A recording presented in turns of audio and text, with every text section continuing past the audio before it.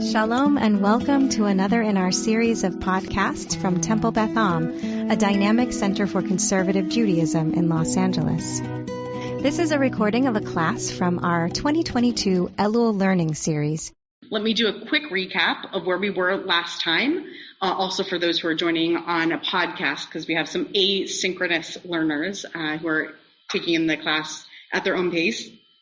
So last week I handed out a source sheet, which I will send out again virtually to everybody from Congregation Beth Am, and we used it as the basis to learn a few basic things about Gabbai in terms of terminology and also how Gabbai functions in the different roles function, because there are a variety of ways that Gabbai can take place in a synagogue setting. So we talked a little bit about the Gabbai role and what a Gabbai Rishon and a Gabbai Sheni are. Last week, I defined those as the primary and the secondary Gabbai, as opposed to first Gabbai and second Gabbai. I think of it, as I was thinking about the analogy after the class, I was thinking it's a little bit like first chair violin and second chair violin. Like they both have critical roles, but one has a different kind of a leadership role, and it's not necessarily indicative of skill. That's why I want to be careful of the analogy, but it certainly requires a little bit more skill to do the Gabbai from the Rishon position because of the liturgy, which is what we're going to get into today. We also talked last time about the different occasions on which one might be a Gabbai because the Torah is being read. So as a quick review, we read Torah, we read a parsha in a typical week with no holiday interruptions 4 times, right? We begin Saturday afternoon, then Monday morning, Thursday morning, and then Saturday morning. And we started there not just because of the frequency, but also because each of those days has 3 aliyot assigned to them, and we worked our way up the ladder. Hanukkah also does, and then we keep on going up. Rosh Chodesh and other special occasions like Chol HaMoed gets 4, then we go to 5 for Yom Tov, including Rosh Hashanah, 6 for Yom Kippur, 7 for Shabbat. And we talked about some more detailed things like the way in which those aliyot can be redivided and subdivided.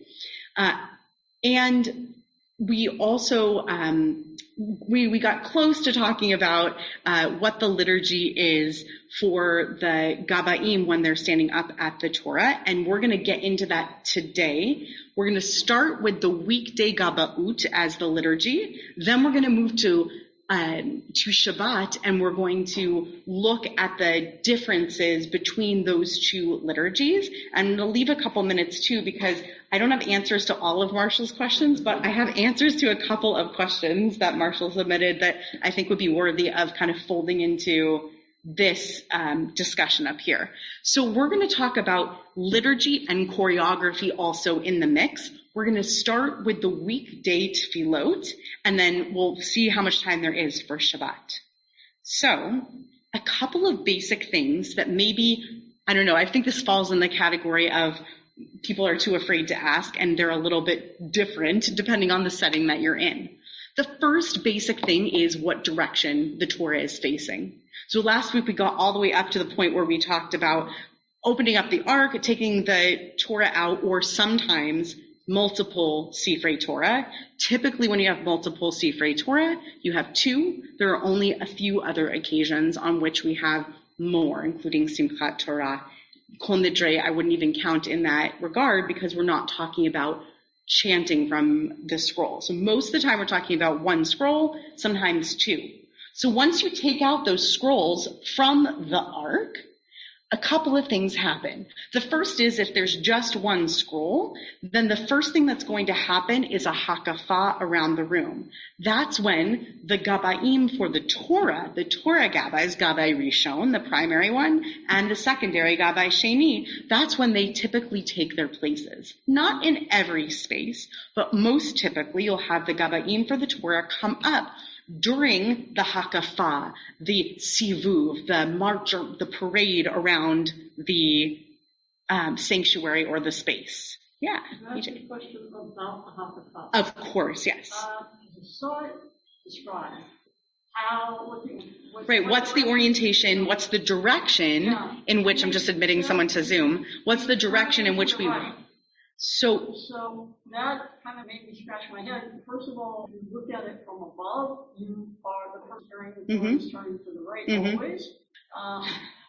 So typically speaking, there are several different traditions in regards to where do you go and parade about. Generally speaking, the way to think about it is most places will have the first march, when we take out the Torah, go counterclockwise, and the second one go clockwise. I will find the sources for that. It's easier for me to think, because of the stage right and house right issue, right? Which right are we talking about? It's easier to think clockwise and counterclockwise.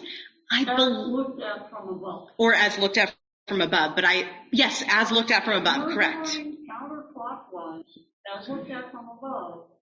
But you're exiting out of if you think about it in the sanctuary upstairs here, it means turning one's body to the right in order to do that counterclockwise motion, right?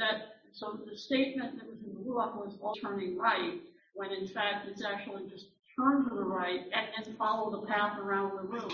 Right. That brings you back. I don't think any one luach, unless it were particularly written for a space. So I don't know if Rabbi Miles Cohen, who writes the luach that we keep in our tradition, let me pause there for a second. There is a book called the luach.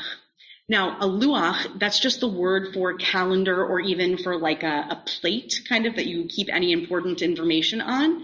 That's why Shnei Luchot Habrit, the tablets of the commandments, that's why that's the same word, luach and luchot.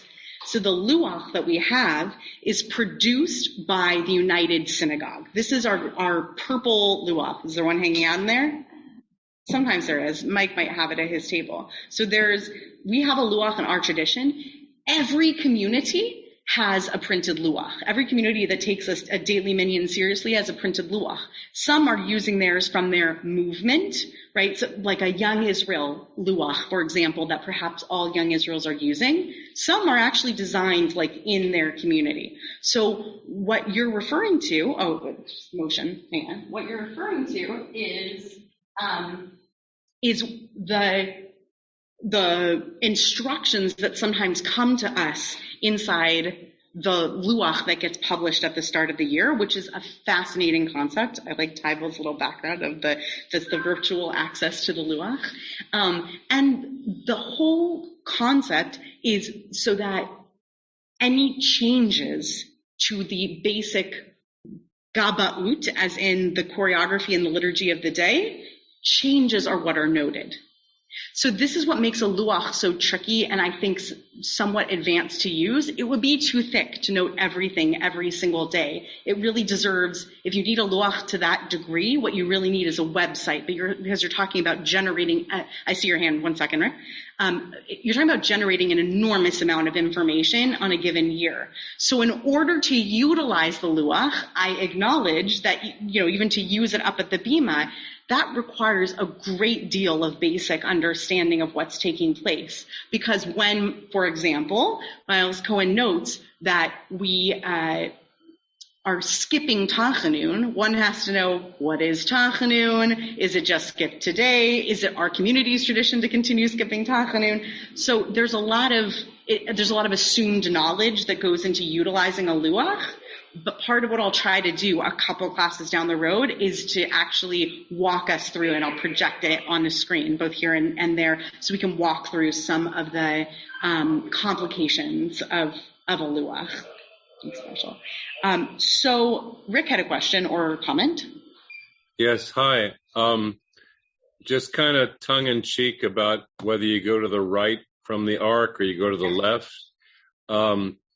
Being left-handed, I'm very aware of the right-handed bias of the world, including you're supposed to carry the Torah on your right shoulder, and you're supposed to put the yad on the right of the Yatzeh Chayim, and it's just an arbitrary thing, and it's a bias. So I would totally understand that as you're coming away from the ark, you're facing the congregation, the tendency is to go to the right first because of all the right-handed bias.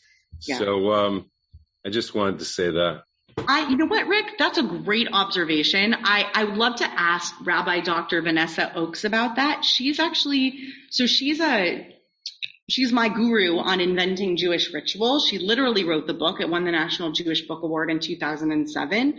But also, she's an anthropologist. So when she looks at these kinds of traditions, she looks at it almost externally, though she acknowledges she's a part of the community. But she would probably have something really interesting to say about the way that right-handed bias has entered the mainstream of ritual practice and customs. I also, Rick, am sort of tempted to the joke. Everyone know the joke about the ducking, right? And the hakafot on the Hoshanot. So there's a community, and every time they were doing the Hoshana repetitions, they would duck down at this one part of the room. And finally someone asked, and Ty knows the joke, it's like joke number 47. Someone asked, why are you ducked there?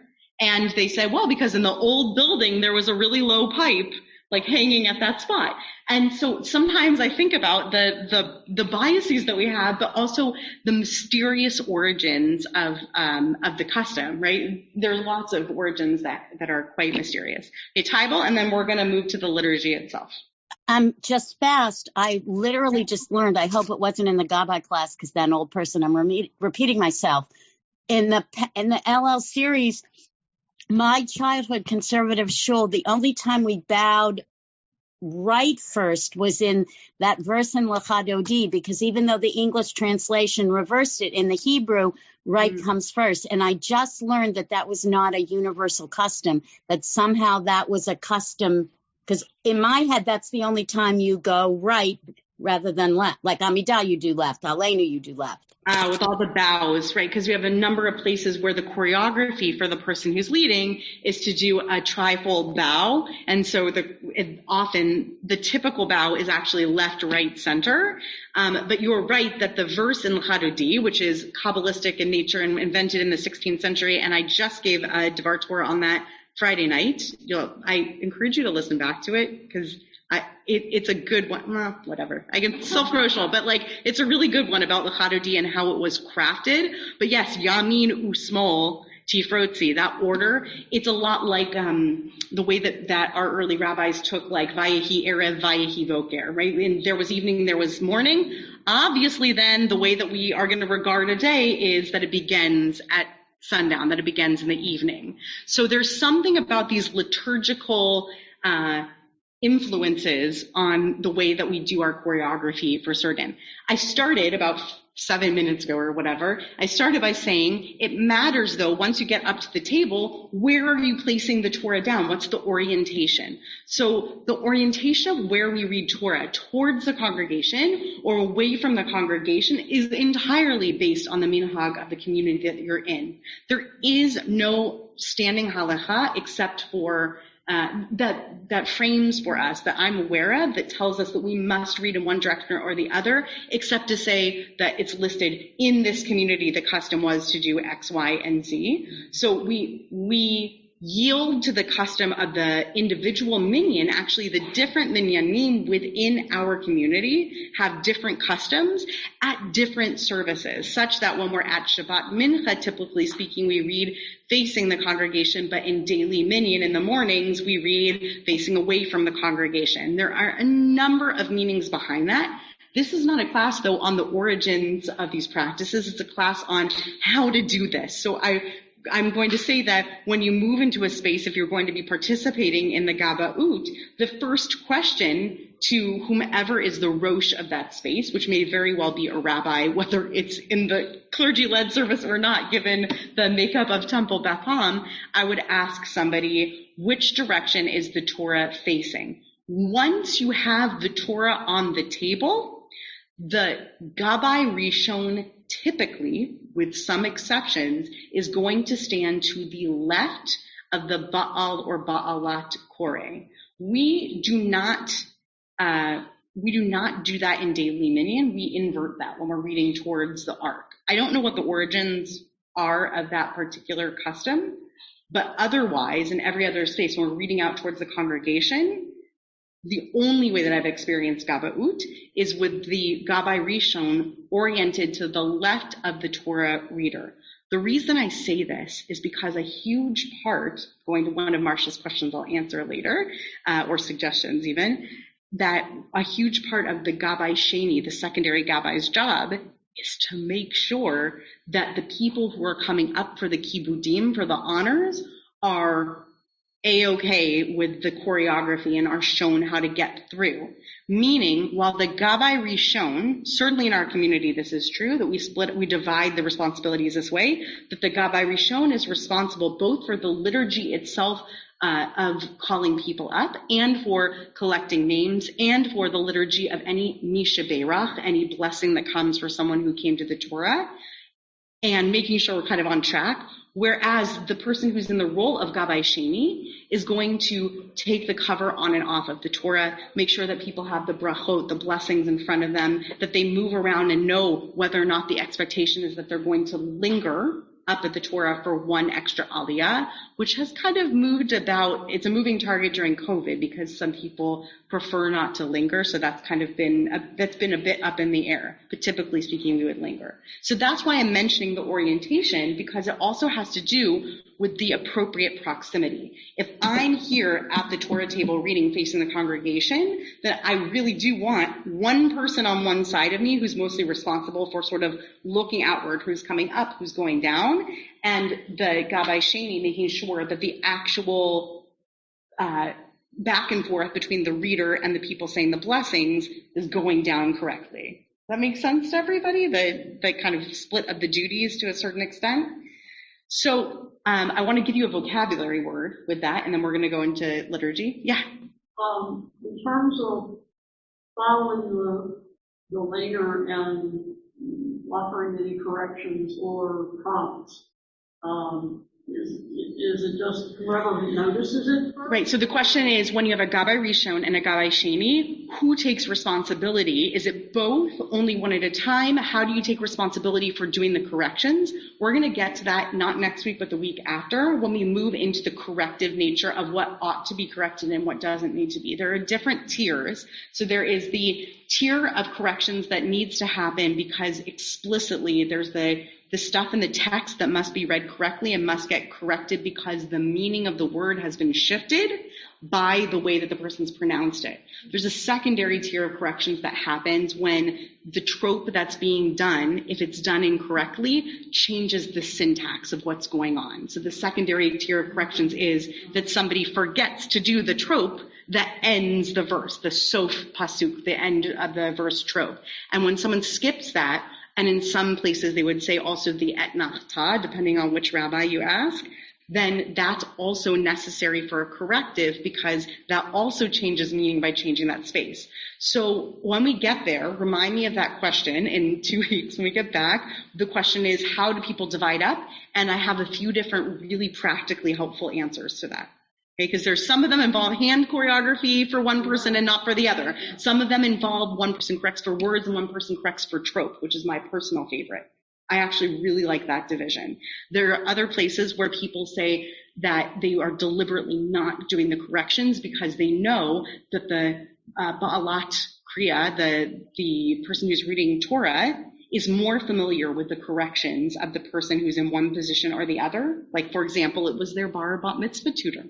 Right? I will always yield to the tutor making the corrections, even if I'm the one who is standing up there. Typically, I'll make the fewest corrections. Rick has had this experience in me. I make the fewest corrections when the other Gabbai up there is the very person who taught the person who is laning. So there are all sorts of rules. We'll go through the tiers of rules and how people split it up when we get there. So I want to teach you one vocabulary term to grasp onto, and then we'll sing through the liturgy. The term is Bain Gavra.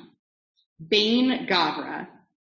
And that is an Aramaic phrase that literally means Bain Gever in Hebrew. Right? It means between person. And that is the name for the Torah blankie in Aramaic. The covers that are particularly constructed, like the one that hangs off of the Pilch Torah, which I don't think is behind me right now, it's in the sanctuary, but they're, instead of just laying the Torah cover on over it, instead we have a separately crafted cloth to cover in between such that we're kind of protecting the modesty of the Torah because we're not paying attention to it in that moment. So we cover the Torah at that time. So one of the roles of the Gabbai Sheni while this first liturgy is going on is ensuring that once we know that the person who is reading, the Baal or Baalat, Kore or Kriya, either way works. Okay, these are all different constructions of master of reading. The person who's chanting the Torah, once they're set up and they say to the Gabbai Sheni, I see where I'm starting to read, that is when we have them place the yod down on the Torah scroll and cover while this initial liturgy is being done.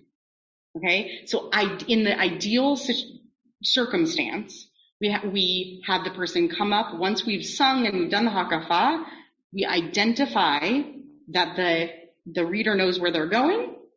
Then they tighten up the scroll a bit, and we cover it with the Bein Gavra, which may, in some cases, simply be the Torah cover itself. Okay? Everybody get Bein Gavra? It's just a fun thing to know. Although I can't call it anything but a Torah blankie now that one of my students called it that, and it is good. It looks like the Torah is sleeping there. Taiba likes it. Okay, so on a weekday, the liturgy begins on page 66 of the Slim Shalom. If those who are in the room want to grab a siddur from behind you, you're more than welcome to follow along. You don't have to. It doesn't matter to me either way. The liturgy of the nusach for this liturgy it originates from Ashkenazi High Holy Day trope. So it begins with the Tevir. V'tiga vehi v'tira malchuto alenu bisman karov. It's page 66. So it's Merchati becha munach et nachta. Merchati becha munach et nachta. So v'tiga vehi v'tira malchuto alenu bisman karov. V'yachom fleitatenu fleitatamo beit Yisrael. And at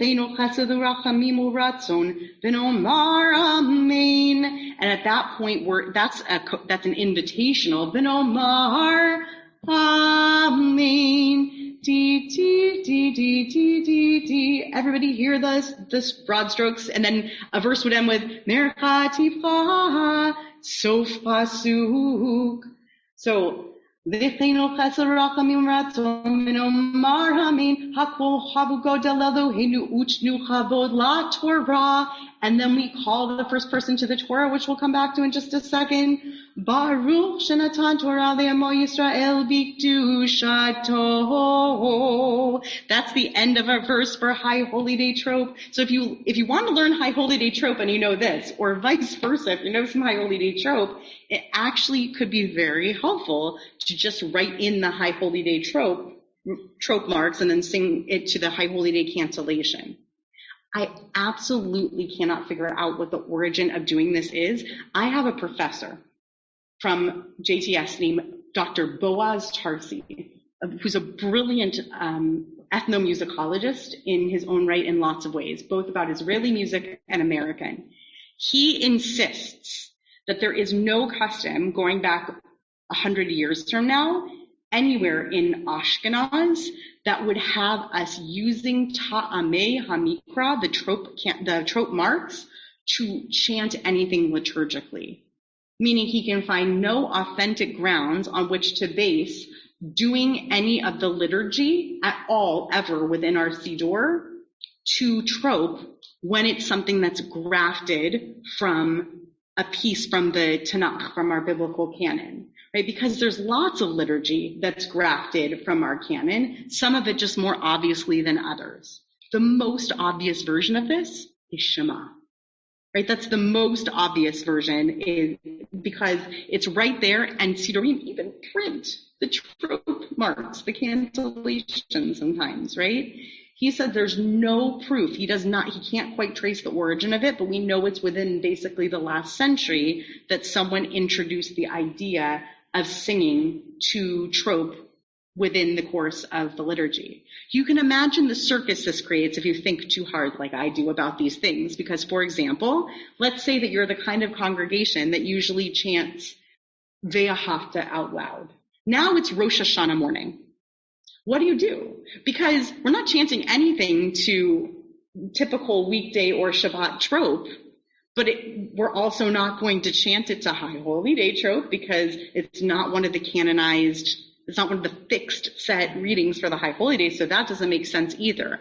And the reason why neither fit is because there is no tradition going back any further than this past century for people doing it. It doesn't make it wrong. It just means that I don't have any scholastic proof or notes to give you on the origins of this. Someone's got to write a thesis on it and how that made it in. And therefore, I also don't know when this nusach was grafted in, because this is clearly not nusach. It's clearly from the High Holy Day trope system. So I don't know how that got grafted in there, but like tzarich iyun, it's deserving of more exploration. Rick, did you have something you wanted to contribute? Well, yeah, I just wanted to say that singing the Ve'ahavta, the kids learning it that way, it's just a great way to introduce them to the trope. So whether there was any proof that we did it 200 years ago or 300 or 4, I like that somebody came up with the idea of doing it now and putting the trope in the prayer book. So it's all good. So that's all I wanted to say. Yeah, I think I go back and forth on this a lot because it is a great pedagogical tool. We know that the way that people learn language, for the most part, like with exception for those who have different cognitive processes, for the most part, the way that people learn language in any respect is first oral and secondarily through sight, visual. Most of the time, the languages that we have most fluency in, we learned by speaking, hearing, and responding, and later on connected that with a visual. So it's kind of the perfect pedagogic tool because first the kids will hear Ve'ahavta in the context of services, and then eventually when in first or second grade they're given a Siddur to look at, they can take a look at the page and connect with the Hebrew words, and then as they go on, they can make this connection with the trope marks as well, right, with the cantillation marks as well. So it's actually like as a wannabe formal educator, someone who's taken a lot of education courses but is not a formal educator, I like it that way. And I also grapple with the authenticity of it because it takes us so far out of the nusach. I don't really care what people do in regards to it. That's not true. I have opinions, but I don't judge people for doing it. I think it's fantastically helpful pedagogically. I just have no idea when it is that we started doing High Holy Day trope or why. Same way that I have no idea, no matter how hard I look, why it is that we mark yard sites instead of people's birthdays. Right? Some decisions are just decisions by the tradition. Right? Some decisions just sort of make it in there and we're not 100% sure how they got in there. So the critical thing on a weekday morning with learning how to do this, this calling to attention is learning how to insert the name of the first person who is going to be called up to the Torah. So ideally, first of all, if you're a Gabbai Rishon, then it would be really nice if you knew who was coming up, because that's going to help you formulate the name. So let's imagine for just a second that we have nobody with any Kohen or Levi status. Last week we basically took in and then threw away the idea that we're going to pay any attention to Kohen or Levi status. So for the most part, we're going to ignore that. So if you're looking in a Siddur at the way that this liturgy is listed, you're going to ignore how they instruct to call the first person to the Torah, because they're going to be saying, well, first it's a Kohen, and if you don't have a Kohen, then it's a Levi. Ignore that for now and look at the bottom two, which instruct you to say, Ya'amod, so-and-so ben so-and-so, Rishon. Now, who is the Rishon referring to? Or what is Rishon referring to? It's the position, the first position. The first position, yeah. And Marshall? Well, Or is it, well, it would have to be Aliyah Rishonah. It would have to, for grammatical agreement, I'll get you in a second, Tybal. For grammatical agreement, it would have to be Aliyah Rishonah, and you also need something else. So there are actually various kosher ways to call up. If you're going to call up Rishon, you can have Rishon, Sheni, Shlishi. But that's a little bit lazy because what it's doing is, let me say it in a less judgmental way, that's less exact because what you're talking about doing is using the masculine as a default grammatically for collectively, even though the word aliyah itself, the name of the kibbut, of the honor, is feminine. So it's sort of defaulting to Rishon because for thousands of years in our history, only male people would have been called. So that is the basic call. My preference in general is to say Aliyah Rishonah or Aliyah Shniah, but but you can't do that without adding a conjunction. You need la. You need la, leha, right? So you need to call them up to the Aliyah. Because here in this construction, Ya'amod or Ta'amod, because in daily minyan we don't do usually pairs or families. So Ya'amod or Ta'amod, so-and-so ben so-and-so, and then it's either Rishon or La'aliyah Rishonah, or theoretically, if it were I being called to Torah, someone could call me Rishonah, right? Because I could be the first, but that's referring to me in the feminine. I am a fan of calling somebody for Aliyah. I just want to finish this explanation. I promise I'm coming to you, Tybal. The reason why I have that strong preference is that in 2022, at the very least, regardless of your politics or your beliefs around gender, I think we've gotten accustomed not to gendering somebody based on what we perceive their gender presentation to be. That's not a great thing to do in Los Angeles in 2022, nor is it a great, even if you don't have deep cares yourself, it's not a great position to put yourself or to put that person in, if as they get closer, you might realize that you called them Ya'amod, and then they came up and said so-and-so Bat, and then you realize that person prefers Bat. So generally speaking, I like to know the full Hebrew name of the person who's coming up because that also tells me the gender that they would prefer that I use in doing the calling. Does that make sense? Because by knowing who it is, and by the way, sometimes it's as simple as I just can't see who it is coming from the back of the room. So I'll say, who's the first Aliyah? And I won't go, Ya'amod, Ta'amod. I won't do that right away because I don't know who it is. Or sometimes, here's another one. Sometimes I see someone stand up, but I don't realize they're coming up with someone else, right? And so it really should be Ya'amdu, which is plural for multiple masculine names, or super fun grammatically, Ta'amodna, which is the ancient biblical way of saying, of sivui, of commanding to women to stand. The odna thing is a classic grammatical thing that I can tell Marshall appreciates as much as I do. So really would an easy way to deal with this really to have everything set, Aliyah, Rishonah, Aliyah, and so forth. Yeah. Therefore, because who cares whether it's a male or a female coming? It's the Aliyah which is significant. Right, and I'll tell you where this also gets tricky. You're right. Who cares? Like what the gender of who's coming up is not important to the scenario that we're creating. What matters is that what people care about is what aliyah is happening, right? We want to be very clear about what aliyah is happening. And this gets very messy, in my opinion, around maftir. Because maftirah is so inauthentically constructed. I'm not a fan of that. But Tybal's been waiting patiently. Yes, Tybal. I actually thought you were going to go in a different direction, possibly about how to call, and maybe it never happens at Beth Am. I think Yemenites still do it where the person who takes the honor is always the person who reads.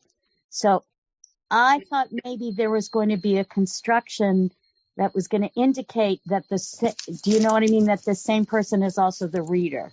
Oh, that sounds really cool. I've never seen that, but that would be I'm not saying I've seen it. It's just you worded something rhetorically, and I thought, oh, that's what she's going to do. And then you didn't. And then I thought, oh, I wonder what Yemenites do, because I think Yemenites still do that. It's always the reader has the aliyah. Yeah, I don't know that causes any differences. What I can add, what I thought you were going to say when you thought I was going to say something else, was the conservative movement recently passed a tshuva that permits our Gabbaim to call people up to the Torah with the language na la'amod, please to rise, which translates poorly to English, but is actually a perfectly acceptable construction in modern Hebrew, certainly, and can be retrofitted to our calling someone up as well. So please to rise. And there's an extension on this as well, which is that some people who either identify as non-binary or feel uncomfortable with bat or ben as a construction use the construction with their name, mi beit. So they would be ploni, mi beit, and then they would say their parents' names from the house of. Okay, so it's from the house of, which allows them to construct it allows them to avoid having to name gender at all. It's not even actually to say, it's a workaround. That's a great question. What if the parents are divorced? Yeah, I don't know if some people might say mi beit, just the one person that they live with, but I think that what's meant by that, beit isn't literally who they live in a house with, but it's a good question. Like how exactly do people decide to use that and utilize it? I've never wielded it myself. I'm comfortable with the native construction to our tradition, but I was also born a cis hetero woman. Like I was labeled as a girl. I feel like a girl. I identify as a girl, and I have no problem with the liturgy. For somebody for whom their name and their gender identity is a source of either great pride and or great pain, particularly in religious settings, it's my goal to create an environment that's neutered in the best possible sense of any kind of politics around their gender identity, because that's the last thing that I need them to be worried about when what I want to do is honor them. So when people choose to use na la'amod, I see that as a move for people to just say, it doesn't even matter what gender the person is who's coming up. It's actually for the ease of Gabba'ut too. You don't even have to know who's coming up. Na la'amod, who's coming forward, right? So I actually really like it. It just happens to be a relatively newer construction of tradition. But I happen to like it a lot. Just turning back to the liturgy for a second, I'm going to go through it one more time, give an example with ta'amod, and we're going to do the Baruch Shanatan Torah Le'amo Yisrael B'Kedushato part. So, Zetigale v'tera'e malchuto alenu bismam karo v'yachom flitatenu flitatamo beit Yisrael lechenu chatzor rachamim uvraton v'nomar amen. Hakol havu godel. Those are really odd words for emphasis. Okay, Hakol havu godel Eloheinu. Like everybody get ready for the greatness of God. And it is, the accents are kind of funky. Hakol havu godel. It's Neil L. It's a weird emphasis construction. Leloheinu uchnu chavod la Torah na la'amod or ta'amod plonit ba'ploni leplonit la'liyah rishona baruch shenatan Torah li'amo Yisrael b'kedushato. And then we pause, because the Ve'atem ha'devekim b'Adonai Elohechem should ideally be first the congregation and then the Gabbai Rishon repeating after them. Ve'atem ha'devekim says the whole congregation, and then the Gabbai repeats after them. Ve'atem ha'devekim b'Adonai Elohechem hayim kulechem hayom. I often like to make that a really clear kind of end, like a sof pasuk of High Holy Day. And then we call up the next person. Let's just talk through a little bit of the additional liturgy that comes in the middle. We're not going to go through any Misha Berach, so that's next week. Next week I'd like to get to what do we do with Misha Berach, but just a little bit about the liturgy that happens up here. We then have blessings for the Aliyah to the Torah that are set out for the people to recite who are coming up for the Aliyah. They recite the Baruch Hu line. We repeat the Baruch Adonai Hambarach Le'olam Va'ed, and then they go back and repeat it again. One does not invalidate their blessings for the Torah by accidentally not repeating that second line. There is no invalidation of, the only thing that might concern me in terms of invalidating a bracha or having concern about bracha levatala, saying it in vain, is if somebody mispronounced the chatima, the actual signature ending, the Baruch Atah Hashem Notein HaTorah. And that's the least mispronounced part, as somebody who watches thousands of people take Aliyot a year, or whatever. It's not thousands, but it's in the hundreds. And I rarely hear someone say Baruch Atah Hashem and then mess up that blessing. And that's really the part that counts, because that's the chatima there at the end. We wanted people to get that right, but if people make a few errors in there, that's okay, unless like you notice that some weird meaning change has, I don't know, maybe someone can come up with a funny scenario where that might matter. So when the first person finishes taking their aliyah by saying that Baruch Hu, the first thing is I'm going to do a little bit of choreography work. If I'm taking the honor at the Torah, I can choose, if I wish, to touch and kiss the Torah.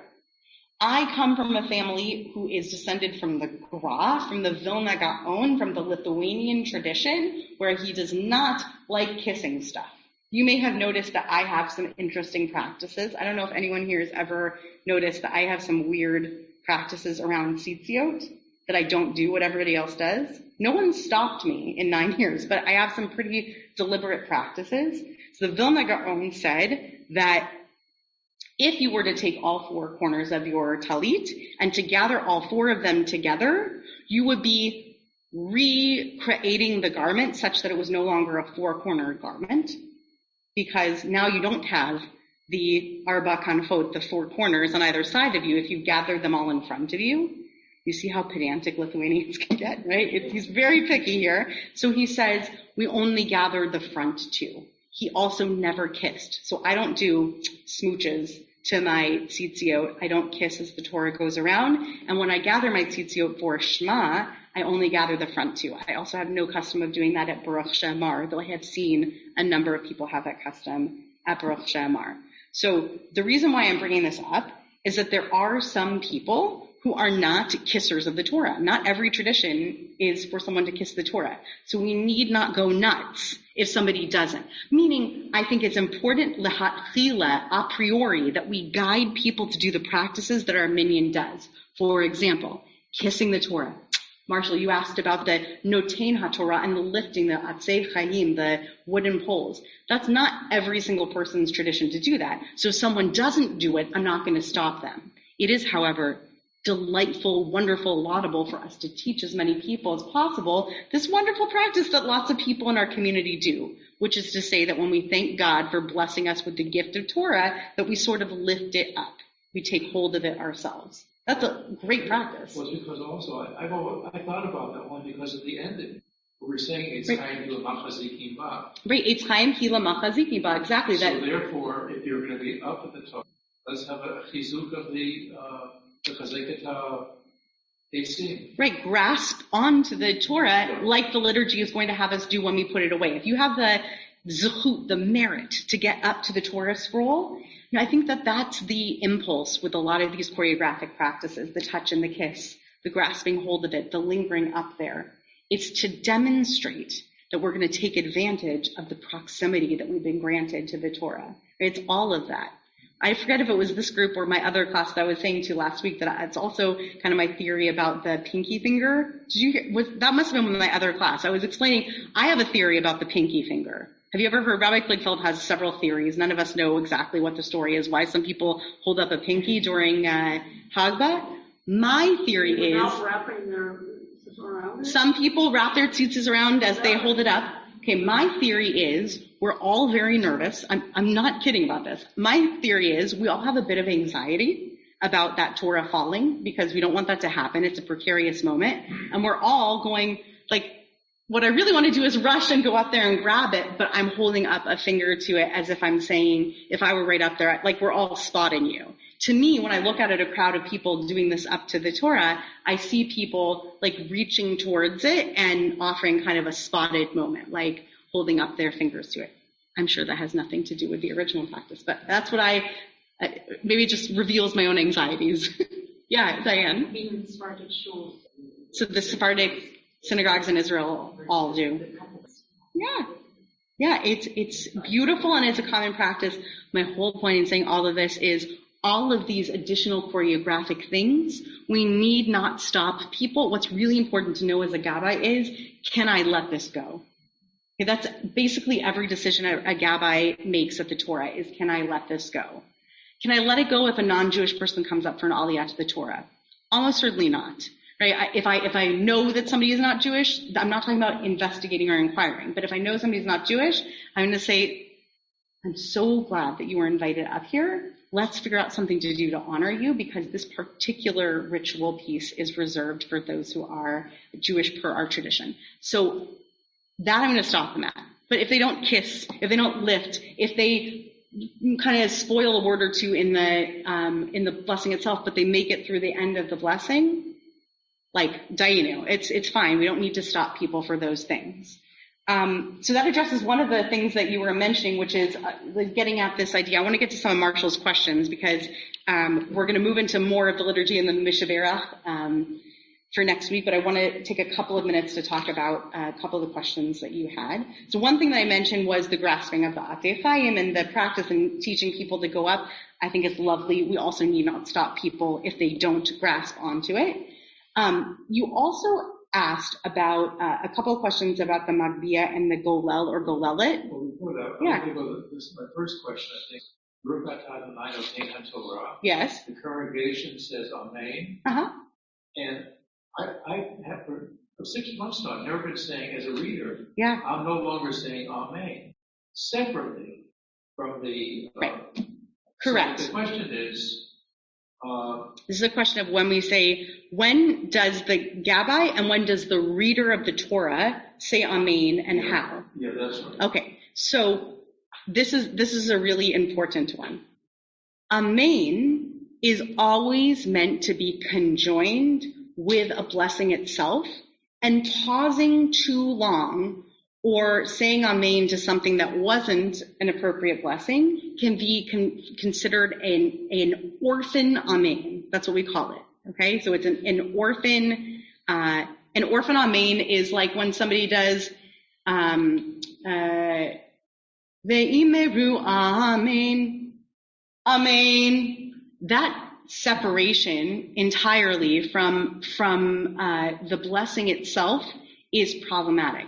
There's a double problem with a person who's reading the Torah, that the challenge that I have, I'll say when I'm reading Torah, here's my challenge. My challenge is twofold. First, that I want my Amen to be conjoined with the blessing. I want it to be in response directly to that blessing that they're making. I also, this is actually more important to me than the former, I don't want the reader of the Torah, myself included, to give the impression that Amen is written in the Torah scroll. I'm the only person with a clear view of the Torah scroll when I'm reading from the Torah. So what my chazan taught me growing up, and then later was reinforced by Cantor Hillary school, was that there's more of a concern, actually, that the reader be looking down into the scroll while saying Amen, because it would demonstrate accidentally that Amen was in the scroll.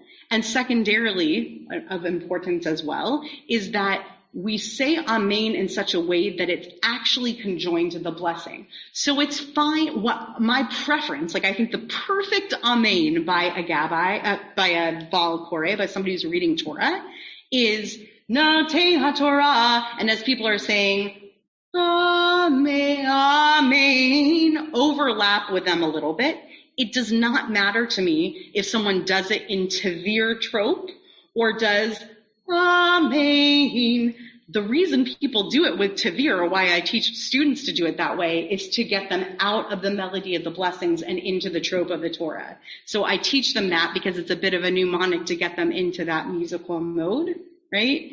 Amen, Vayomer Ad Hashem is a lot easier than Amen, or hang on, Noten HaTorah, Amen,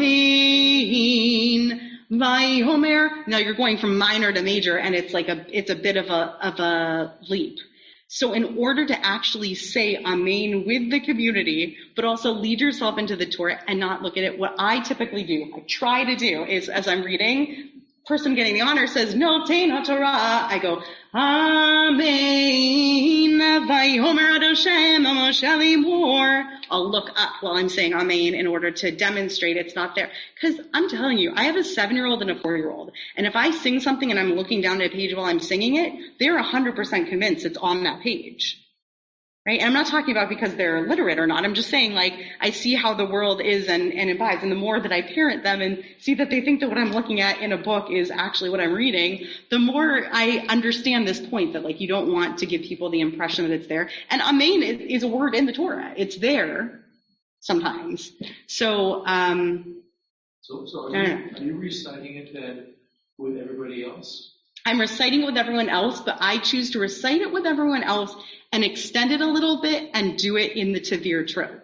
So as other people are saying, Amen, I'm going, Amen, Vayomer Ad Hashem, Moshe Limor.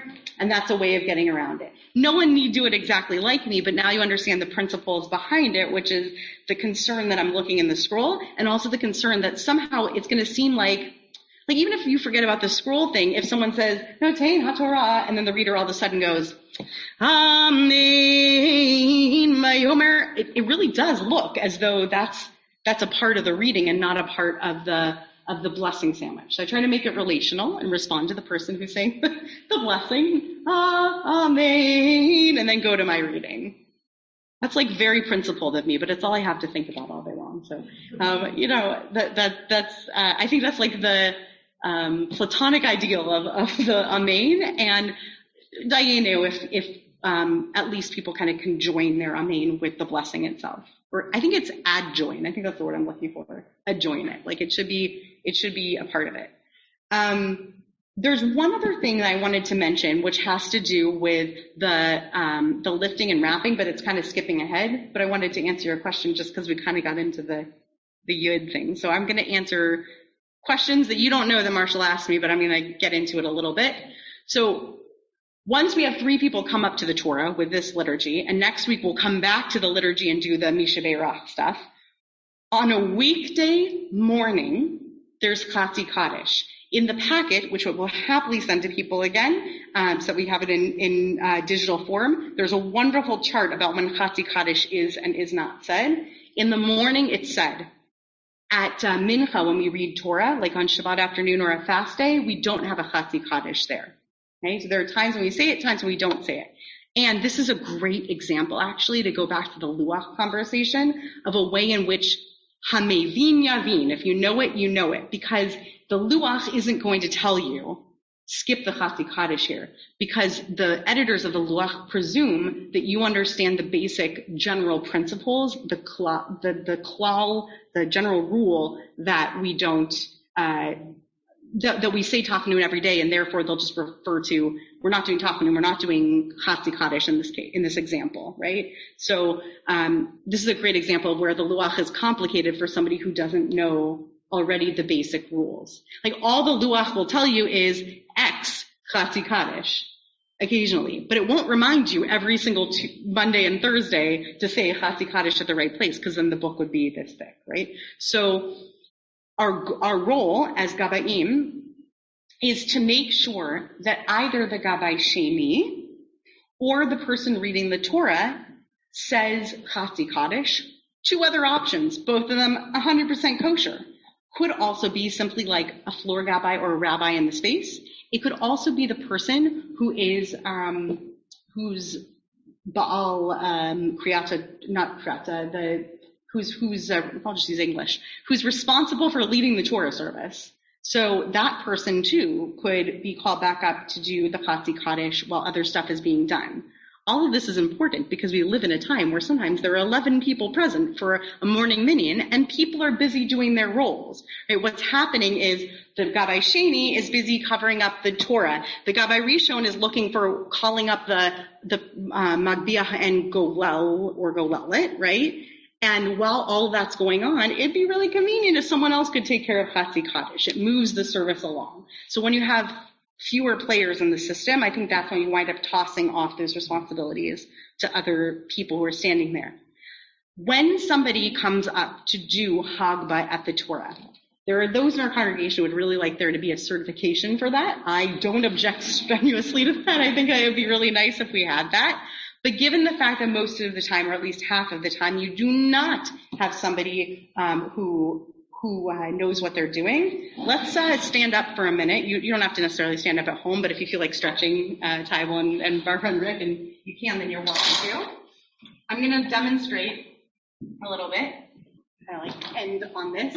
So the number one job of the person who is doing Hagbah, it's actually perfect to demonstrate with. The number one, let's keep this cover on for the moment. Okay. But thank you. That is exactly what I want to Gabbai Sheni to do, is to take it off. So we're going to keep it on for a second. The number one role of somebody who is doing Hagbah or Galila, let's make sure we can show it. The number one role of that person is to make sure we don't drop the Torah. I care about nothing more than that. No one does. We don't want to drop the Torah scroll. So repeat that. Yes. As often as possible. We truly do not want to drop the Torah scroll, right? And for me, this is one of the few things that trumps being kind to somebody who could use an honor and didn't get an honor that day. I'm very sorry if that person is not capable of doing it in a really confident manner. It's really important to the community that we pick the appropriate person. We'll find some honor for someone else, right? I just care much more about that than anything else. Also, there's a concern that some people think that there needs to be what I would call a beautification of the mitzvah of Hagbah. I'm assuming the best in people, and that they need to open up to as many columns as possible, which is a terrible idea for a lot of reasons. Just like physics alone, that's not a good idea. You actually want this to be a little bit taught.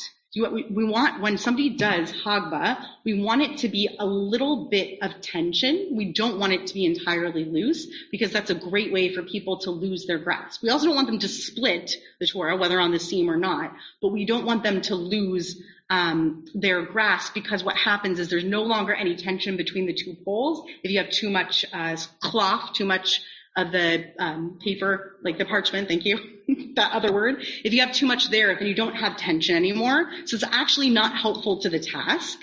And in fact, it's a little bit of a gross, like, overshow. It's not helpful. So what I tell people to do is to minimally show 3 columns if they are capable of doing so. If not, it's okay. It's still a kosher lift, so long as they do it and don't drop it. But I tell them ideally a minimum of 3 columns, and please don't stretch beyond your shoulder breadth. There is no reason to open up.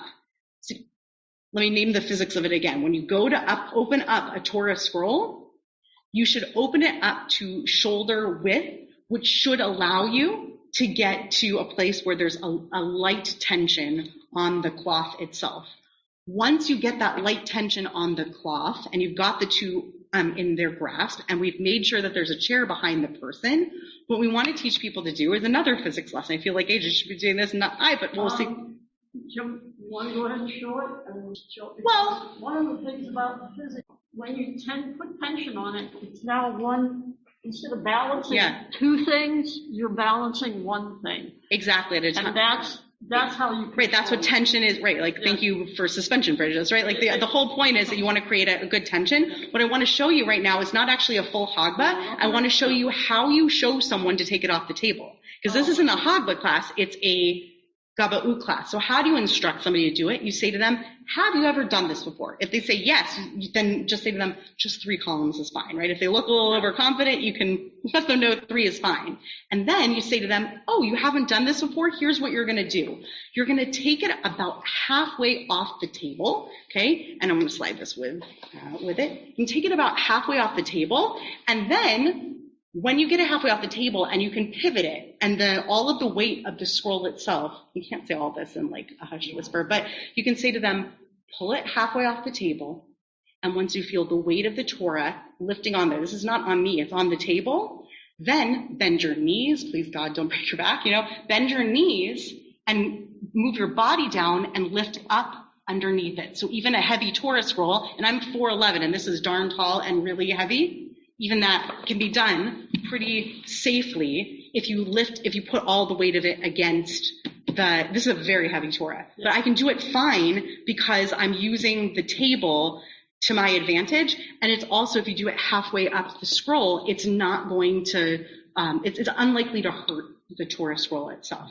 So if you're up at the table and you're instructing somebody or you're helping, you've been asked to be a golel or golelet and you are going to wrap it, you say to somebody, take it halfway off the table, feel where you can bend it, and then lift up. Don't do just a little bit off because then you're squished up. You want to create, I'm like not the strongest person in the world, but I can lift whatever as long as I have the right leverage. So that was what I wanted to say about the Hagla rule. When you are Gabbai, last thing I'm going to say, and then I'm going to take Rick's long-held question or comment.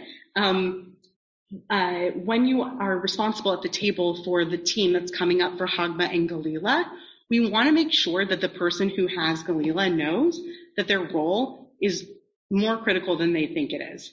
Their role doesn't start when the person is sitting down. Their role starts by being a spotter for the Torah scroll itself behind the person. Even if they themselves are not that physically fit, it doesn't matter. You can still spot somebody behind them, guide them to the chair.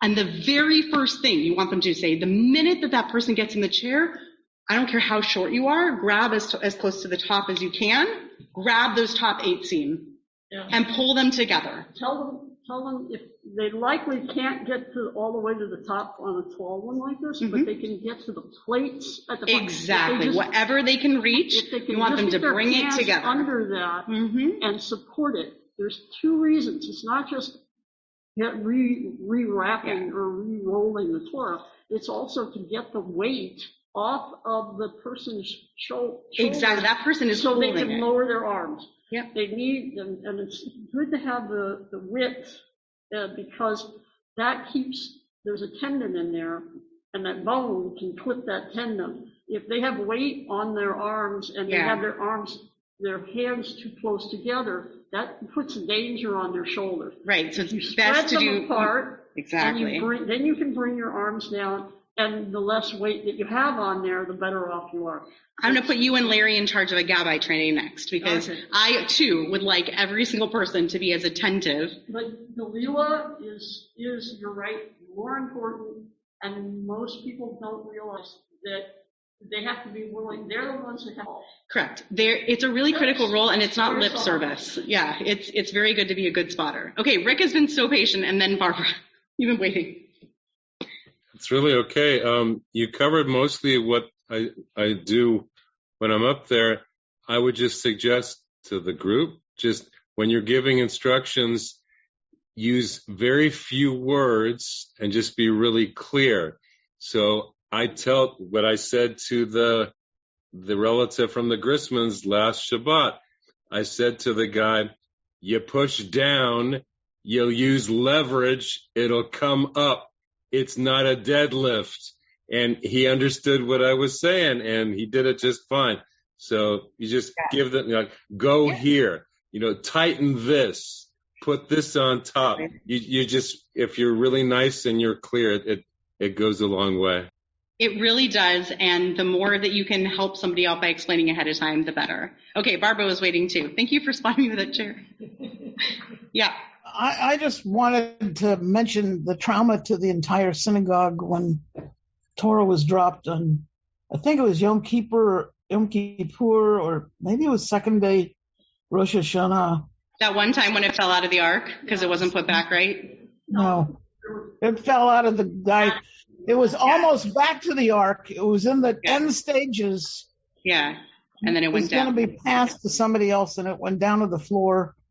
Yeah. The shock in the Lebre Minyan, but then as the shock spread to the entire synagogue, it was amazing the number of people that signed up to fast for the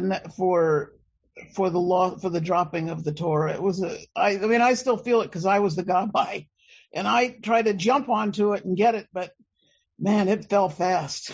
Yeah, it goes down really fast. These things are extremely heavy. Some of ours are probably about 80 pounds. I mean, really with the wood and everything, it takes a lot of care. It all falls at the same rate because air, it's not like a feather where the air is blowing it around. Right. So a lightweight ball and a heavy ball. It's the same rate, but it falls faster than I think we're prepared for it to fall. Yeah. Because no matter what it is, it definitely goes down.